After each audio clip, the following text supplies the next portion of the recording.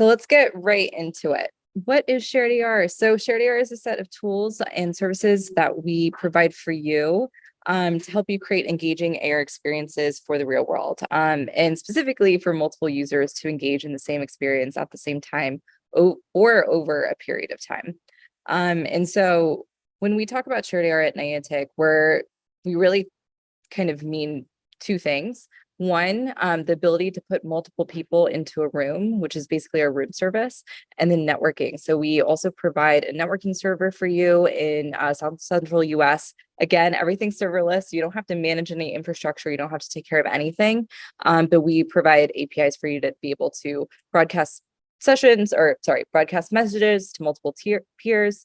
And then another thing, in AirDK, if you are familiar with our Unity SDK, we also offer colocalization, but it's something that you can also do on Eighth Wall, which is the process of creating a shared space. And then we also provide a real-time data store. So for the lifetime of the session, you'll be able to share state across all of your clients. And what makes a really great Shared AR experience? I would say the combination of two things. One, having multiple users in a session is really important.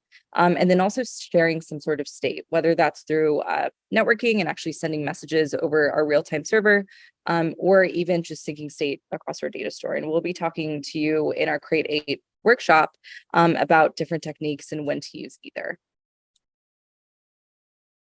And let's get into some opportunities and some challenges. So first of all, with our opportunities, AR is way better with friends. Shared AR creates a sense of community and engagement. We've also seen that multiplayer content is more easily shareable and more likely to go viral. We've seen actually a TikTok with a Shared AR use case go viral last month, which is really exciting. And multiplayer is going to make AR more acceptable in public and private spaces. So today, when you think about engaging in a public space or even a private space in AR, it might feel a little awkward because you're the only one out with your phone and other people might not know exactly what you're doing. Think of the early days of Snapchat or Instagram when everyone was taking selfies. It's kind of like that. That's kind of where we are with AR today. But we believe with multiple people coming together, we're going to make Shared AR, or we're going to make AR just more acceptable in public and private spaces. Some of the challenges. So the first challenge, we've taken care of it for you. So there's a high cost of getting started and having to maintain infrastructure and manage that over time. We provide that for you, so you don't even have to worry about that challenge anymore. The other three are things that you can kind of tackle with different networking techniques and techniques for how you build your application. So everything can impact latency. So it's really important to understand what kind of latency and round trip times you're getting for your application and where your users are potentially all over the world. Out of sync issues across clients can be pretty frequent. So understanding what things are really important to sync and what things you don't have to sync across everyone is going to be really important. One great example of this is, for example, if we're done with a competitive game and I won and you see that you won, that's not a great experience. You want to make sure that the right person actually won the experience and everyone sees that same thing on their screen. Another thing, more QA time in general is needed, but even more development time. So we've seen on average that it takes 2x more time to QA a multiplayer experience just because of those out of sync issues you could run into. And then even developing a multiplayer experience, it just takes longer because you kind of have to architect it from the ground up. And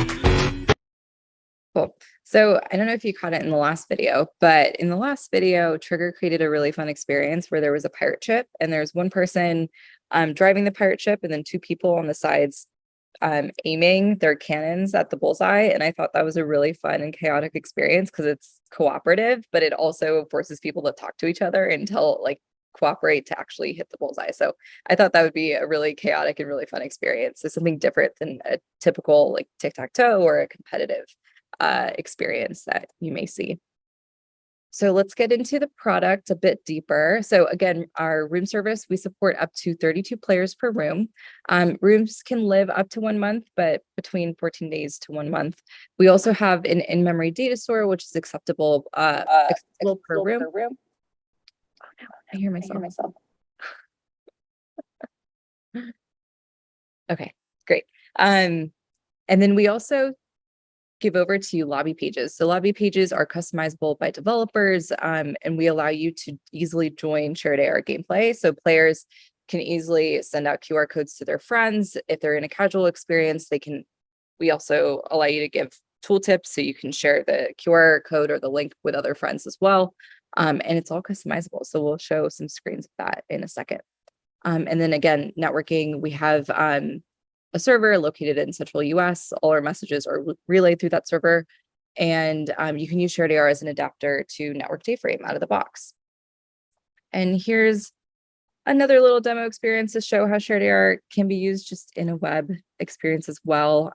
This shows how multiple users can get into the same experience. We had around 20, I think, at the end of the session, which was really fun. And it's something else to highlight. It was just so fun, even though we were just robots and we didn't really have an aim. It was fun to just be with people. And I think that's really important when you think about shared AR. Like, just the fact that you're with other people can make things exciting, even if, you don't have as much gameplay potentially.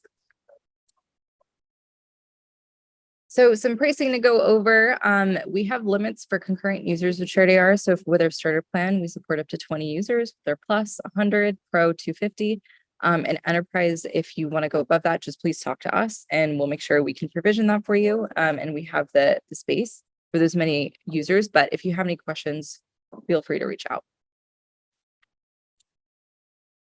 And lobby pages support join flows for mobile, desktop, and headsets. So you can have someone playing on a mobile device, you can have someone in a headset, you can have someone on a desktop.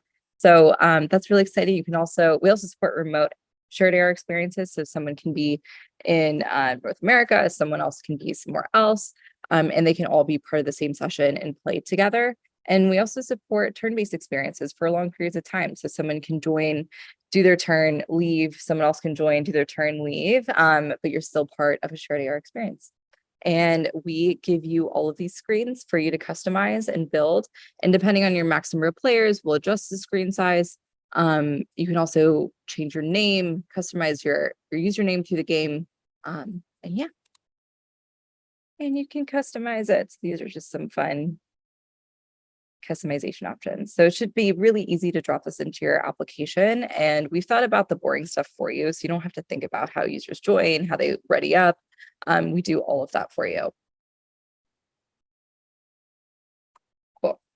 Some more example resources that will be handing over to you. So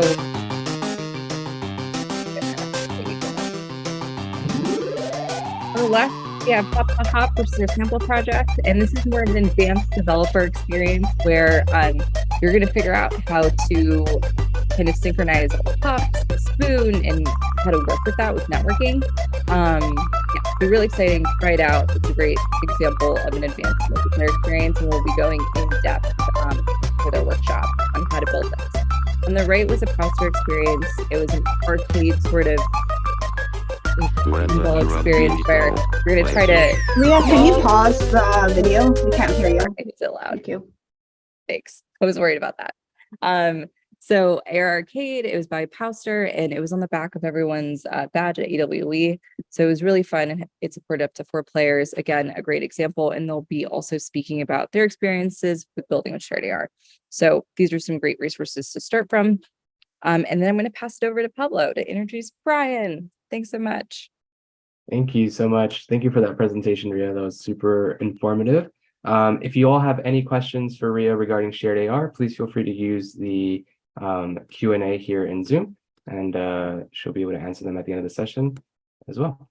All right, so without further ado, let's hear from Brian. First and foremost, Brian is the director on Ingress. He joined Niantic Labs back when the Google days, 11 years ago, in 2012, way before Ingress launched. He was previously at Google for 12 years. He worked at Gradient Ventures, Daydream, and Google Photos. So go ahead and let Brian, take over.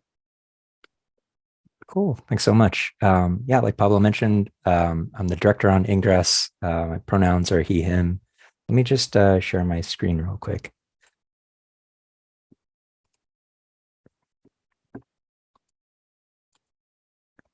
Cool. So I'm going to be talking about basically, if you've never heard of Ingress before, the who, the what, the when, the where, the why. Trying to give you a very fast crash course on who our players are, what our game is trying to accomplish, and then why I'm so excited for this hackathon to see all the cool things that you as Eighth Wall developers create for our players. Why is Ingress? So firstly, like, what is the game? I've heard a lot of players talk about Ingress in terms of it's capture the flag in the real world, where it's kind of like a game of Risk played at a real life global scale. We have portals or playable locations. These are points of interest, which were crowdsourced by Ingress players. So people going out, basically taking a geotagged photo, adding a rich description, and then telling us these are the places where we want to play Ingress, but where we want to play Niantic real world games. In the story of the game, the lore or the fiction, basically there's some alternate dimension or alternate reality entity that's kind of seeping into our world or our reality, and players are investigating that ingression into our universe. Really, though, if you like strip away the story side, it's a game about adventures on foot with friends. It's very much how do we connect people who share this common interest in this kind of spy thriller secret agent game, people who like to go outside, people who want to spend more time, make new friends, and connect them based on that common interest. So we have a lot of people that love geocaching, who love geodata, who love cryptography, or basically like decoding puzzles. And this was a way to bring all of those folks together and play games outside in the real world. The game launched about 11 years ago, or almost 11 years ago, on Android and iOS. And yeah, these kind of points of light, or these dots that you see on the map, are the playable locations. Players are attempting to create basically triangles by trying to connect 3 of these locations to each other. And then the meta game is area control. So the players that capture the most area in the world, basically it's measured in the number of human minds or mind units. And yeah, the game goes on these 7-day cycles of a back and forth between these 2 teams, the Enlightened and the Resistance, trying to capture as much area as possible. So on one side, the Enlightened, the green faction or the green team, they want to harness this energy that's coming in through these portals and use it to advance or evolve humanity. On the other side, the Resistance, this blue team, they're trying to basically protect and defend humanity from this outside influence. There's no bad guy or good guy. There's no right or wrong. A lot of the players, you know, they obviously feel like their side is the best side or the right side. And that dynamic is what really helps make the game so interesting. It's that social play, that team versus team play at that real world scale. So I want to tell you just a quick story about like one of my favorite moments in Ingress's, you know, decade-long history. So we do these events right now. Every single month, there's 3 live events that happen. And as part of these events, we do kind of a miniature version of these games, or what we call flash shards. Shards are basically game objects that you can send from one portal to another portal, or one place to another place. And so I'm based in LA, and you might have people, you know, trying to take over different pockets or neighborhoods of LA, but you also have people trying to connect California to Hawaii to Japan, for example. So truly, like, how do you create, you know, one of these really big fields or these big triangles throughout the Pacific Rim? And we do have a rule in the game. It's kind of like Ghostbusters. So you can't cross the streams. You can't have these links cross each other's links. And the Enlightened team were trying to execute this strategic plan to move or shuttle these game objects basically from Hawaii over to California. The Resistance team, in order to block that effort, they kind of walled off the Western seaboard. So you can imagine putting a link up from like, let's say like Mexico to Alaska to basically prevent any new game objects from entering the US. So some people might try to figure out like, in order to take that down, is there a way that you can take down one of the anchors? So one of the terminating points of that link, you might try to like circumvent it by going all the way around. But there's not a lot of time because these events happen every month. These are on basically a set schedule. So what players on the Enlightened team decided to do, they crowdsourced enough money to hire basically one of these like single prop planes. They recruited players that were in nearby Anchorage, Alaska, to fly out to a remote village, a remote town called Iliamna, and basically found someone who had the time and energy, and also most importantly, the data coverage needed to get on this plane in the middle of a storm, fly to this remote place, take down the blocking link, and then farm as many keys or farm as many of these game objects as they could from this terminating portal, and then fly back home. And I remember like this woman, she was recounting basically what she had just done, trying to explain to the pilot, oh yeah, it's a video game. I'm playing a video game. And the pilot was telling her, if we don't take off right now, like you're going to be stuck here. Like there's not like planes that come here every day or every week. You will be like stuck here for a while. Luckily, they were able to get the data signal they needed. They got the GPS lock. She took care of what she needed to do, got back in the plane, and they took off just in time. And it's stories like these that, I think someone was mentioning of like, hey, what are some of these games that have gone viral? Ingress had its viral moment because we got in a little bit of hot water where our players are global. So yeah, they're flying planes around the world. They're going in kayaks or renting boats to play this real world game. We do have players that were in Antarctica and they were piggybacking off of the Wi-Fi that was there, which is, I would say, charitably a gray area. And so you have these players that are literally going to the ends of the earth to find, where are these portals? Where are these game objects? How do I create the largest, most elaborate, most defended and protected control field? And in order to do that, it's pushing these players to go to more remote and extreme parts of the world. It truly is a global game. It's in 200 countries and regions. It's played by hundreds of thousands of players. Even as a 10, almost 11-year-old title, the game is still continuing to run after all these years, and it's all thanks to the players. The community has come together, and then on top of this game, which is kind of a relatively straightforward game of build these triangles, it's turned into so much more than that, especially over the last few years. So you have players, if you do want to try to coordinate sending, for example, a game object from Japan to Honolulu to Santa Cruz, it's requiring people to coordinate across languages, across borders.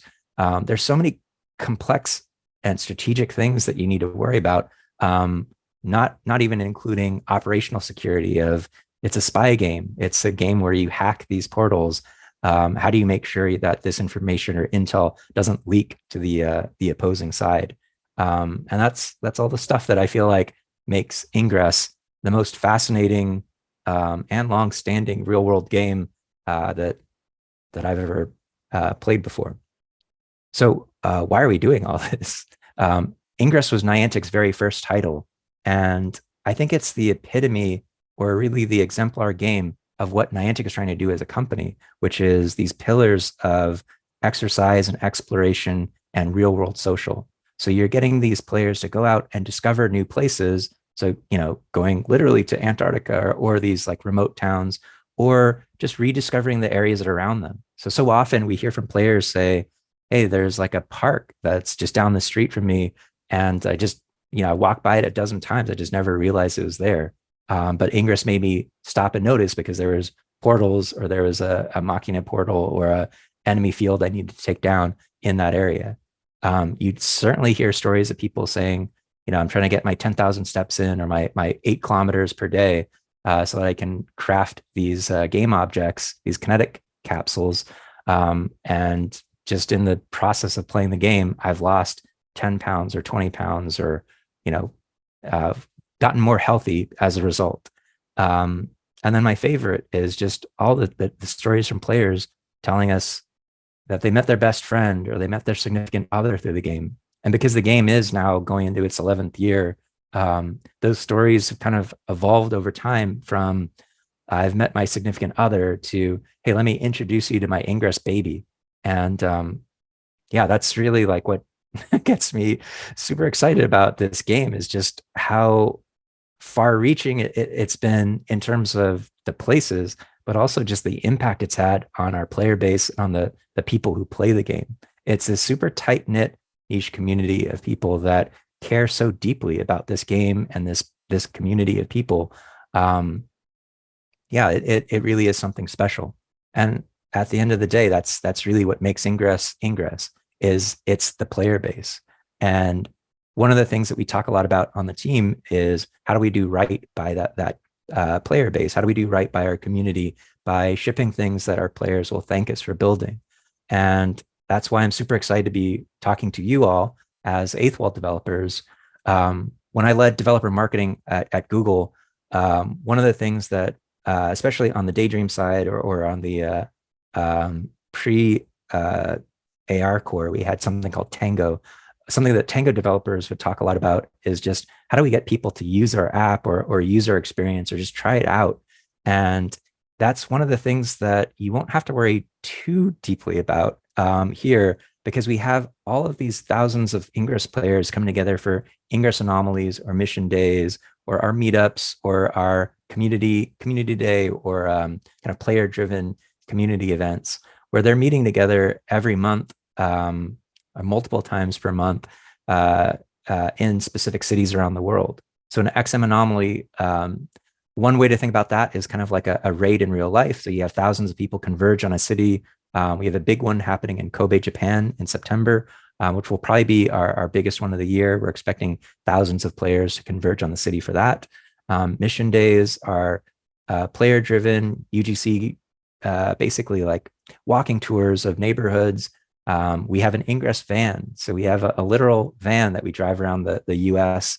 I'd love to see an AR version of that van that we can take to Europe or to Asia Pacific or other parts that are outside of the US. Gas is expensive, driving is hard, but having AR versions of this that we can scale our meetup efforts and go to more places would be excellent. And then lastly, the first Saturday of every month, the second Sunday of every month, every Tuesday, there's all these live ops or community-driven events to just get people together. So you have all these people coming together, and there is also downtime at these events, people waiting for the next checkpoint or waiting for the event to start or waiting for the score. That might be a great opportunity to basically tap into that very receptive audience of people who have high-end smartphones, who really like tech, who really like this game, to kind of showcase, here's some cool stuff that you can do with Eighth Wall and the Shared AR module. I had a few ideas. These are by no means like a exhaustive list, but just some things to basically consider, or maybe to help spark some things as you're brainstorming. A few years back, we partnered with Namco Bandai, and we basically built Pac-Man in the real world.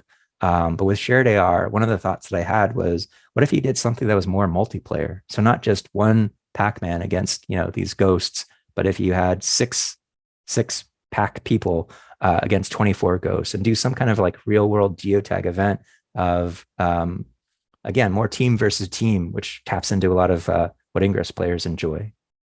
We have something called Field Art, where players go out and they're making these triangles, but you can make very intricate artwork with these triangles. These aren't just people building something in MS Paint. They're literally having to coordinate with other people or travel these distances on foot or by bike to try to build this artwork that you can see from our web-based Intel map, where it's kind of like looking at it from space. Things like r/places pixel art or Strava, where you can like leave a trail and then design something that's visible on the map. I have a feeling a lot more players would do this kind of work if it were easier to do, or if you could kind of paint by numbers. So if you were given 30 people given a task of do these sets of missions or these tasks, you might see this type of field art happen more often by more people, get more people involved. I think I touched on, you have a lot of people who love solving puzzles. The other thing that we also have is a regional weekly leaderboard, or 7-day leaderboard. And I think leaderboards can drive a ton of activity. So especially if you're doing something like a global leaderboard based on completion times, that could be a fun use case at these events. And then lastly, so I love here in the US, national parks, and having a kind of a souvenir sticker from every park that I visited, or just kind of, making your mark of I was here.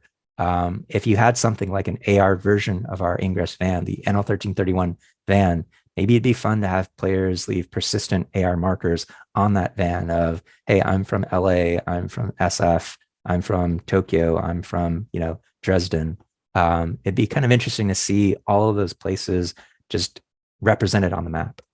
I think the last note that I have is really, we have a feature in the game called media drops. And one of the reasons I'm so excited to partner with Eighth Wall is these media drops are effectively just bookmarks to a URL. So we use them today, sending players to like a YouTube video or a news article. So yeah, the latest news about the room temperature semiconductor is something I'm personally fascinated with, trying to figure out how do we like weave that into the Ingress story. It would be just as simple to send players to Eighth Wall experiences, something that could just open in the player's default browser, so they could try, here's a web AR experience that you can connect with other people, play with other friends through that shared AR experience. I think there's something special there, and I'd love to work with you all on how we could find a way to collaborate.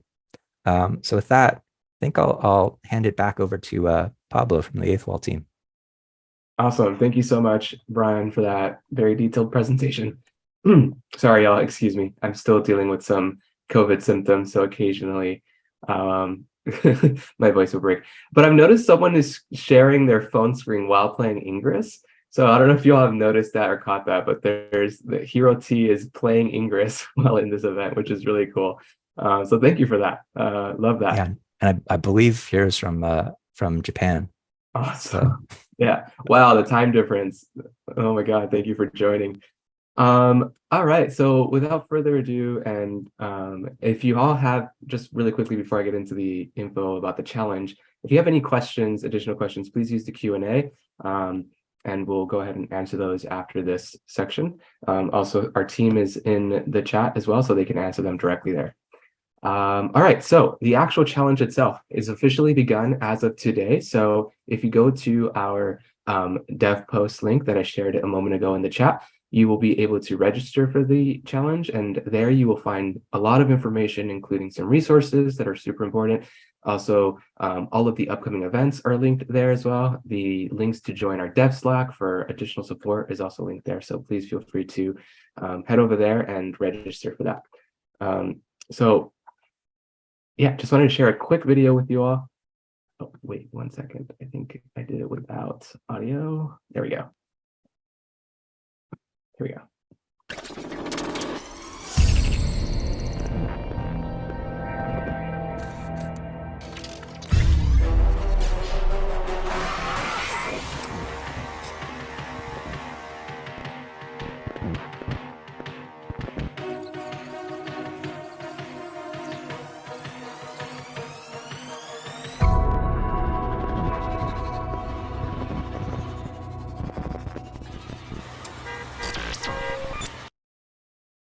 Awesome. So that is our promo video created that was led by Chanel, and also some participation by Evan on the team, also on the call. So thank you all so much for leading that and giving such an awesome promo video for everyone to reshare on their socials.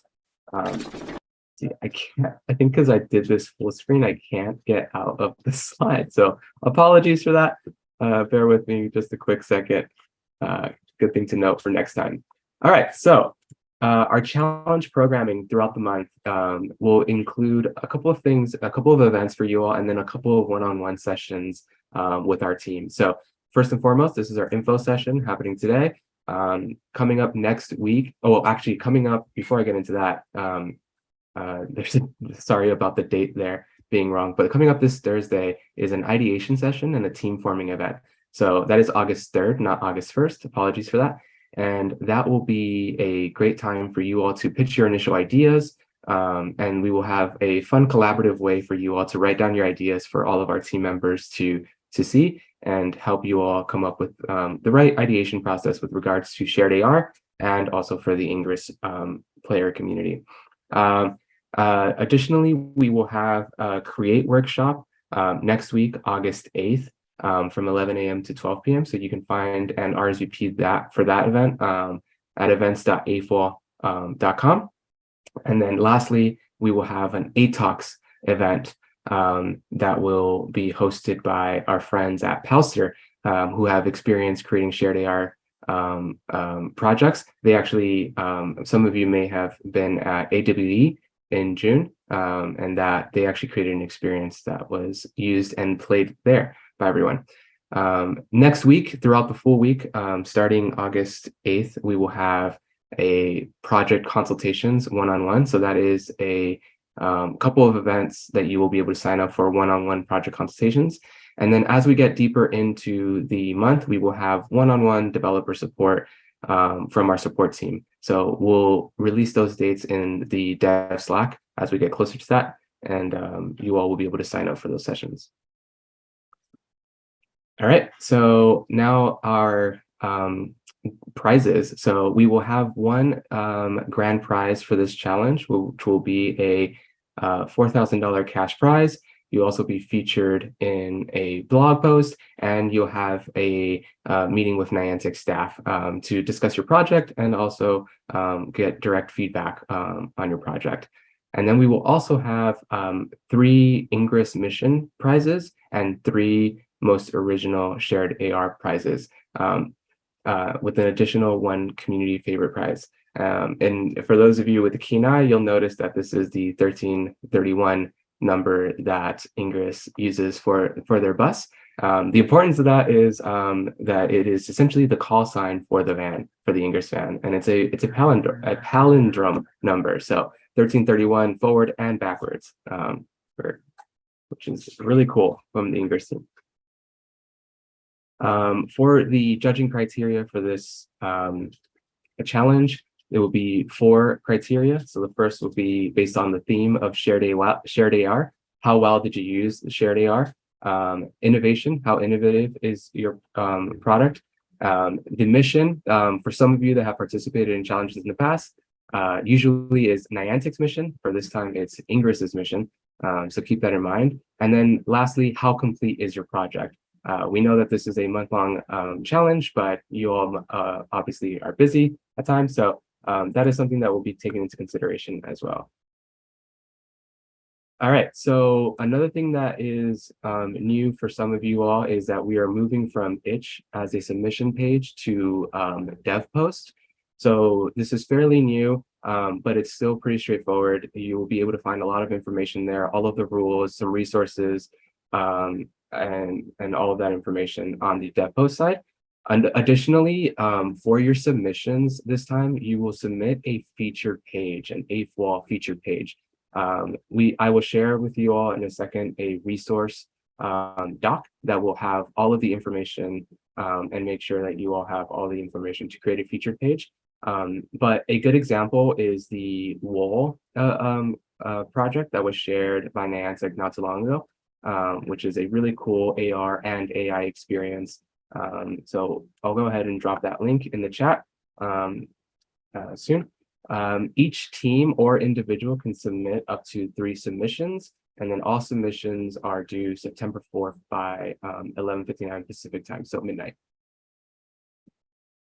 All right. Additionally, you will have access to Ingress assets. So when developing your projects, we will have all of these 3D web assets and some 2D assets for you all to use within your project. So they're really cool. We're really excited that to have Ingress as part of this challenge and to also provide those assets for you all to implement into your projects.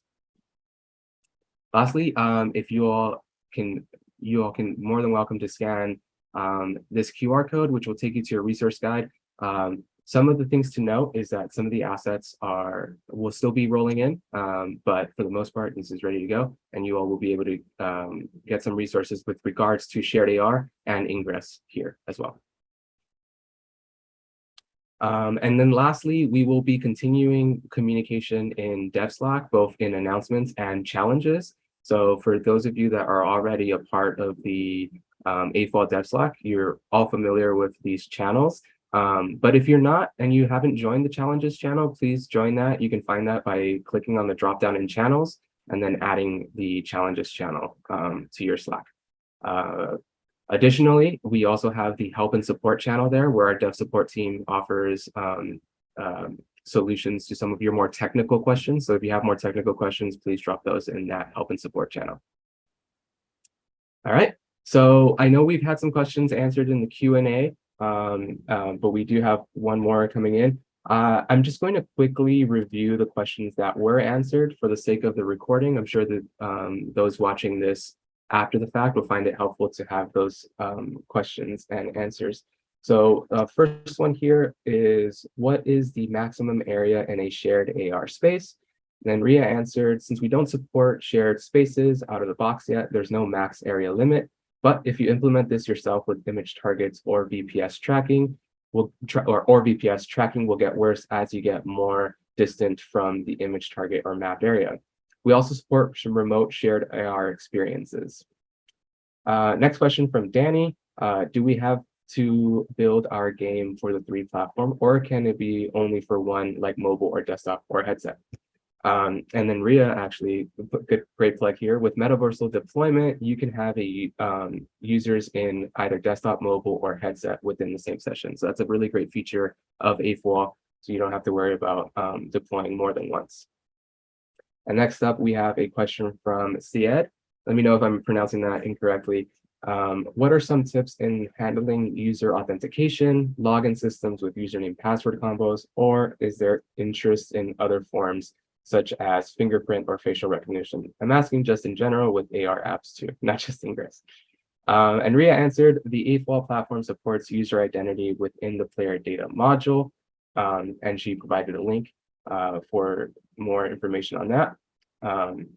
And you can feel free to, if you can't find the information there, you can also ask that question in our developer Slack. Said, thank you. Thank you so much for that. That helps. Next question from Fabian. Do you support any type of shared anchors? At the moment, we tried the demo app and there is no actually sharing of the position of the virtual objects when in the same space. Ria answered, we don't support co-localization with image targets or VPS yet, but we have seen developers build this in themselves. We plan to support more samples to show off how to do this in the future. Feel free to chat with us further if you want to give it a try or need some support. Awesome. All right, and I think you answered another one, Ria, that I missed. Do you mind just, oh no, actually Evan did. We had a question from Akash. Evan, do you mind answering this vocally so that way we can get a different voice and then hear it from your words? Yeah. Echo. Is that better? Okay. Yeah. So Akash asked, I would like to ask whether we can use any 3D modeling software to build AR and Ingress AR platform. So we do provide some Ingress assets in the resource guide already in gltf GLB format for you to use in your experience. If you want to build your own 3D asset, you can use whatever 3D modeling software you prefer, as long as you can convert them to gltf or GLB for the web. And you can check out our documentation. There's a section called Your 3D Models on the web if you want more information on that. Great. Thank you, Evan. Ria, is there anything you would like to add on to any of the answers that we went over that were already questions? No, I mean, I think Syed was asking, like, also just in general for AR apps, like what are other forms of, joining as an experience or an app and with an identity. So I don't know if the Ingress team has any responses, but he also mentioned like fingerprints and facial recognition. That's some fun things. But Yeah, Ingress players Like we just use our Niantic auth. So like your traditional sign in with Google, sign in with Facebook, sign in with Apple. But for an eighth wall experience, I think keeping it simple would be my recommendation. So yeah. And I guess and last time I did this talk too, there was a bunch of questions on creating like a shared space and having kind of all your virtual objects in the same location. So, I mean, today, like when you start up an application, you can be either in person together, you can be like remote. We don't support shared spaces out of the box, but it's something that you all can work on your own and get some support from us on how to do it well.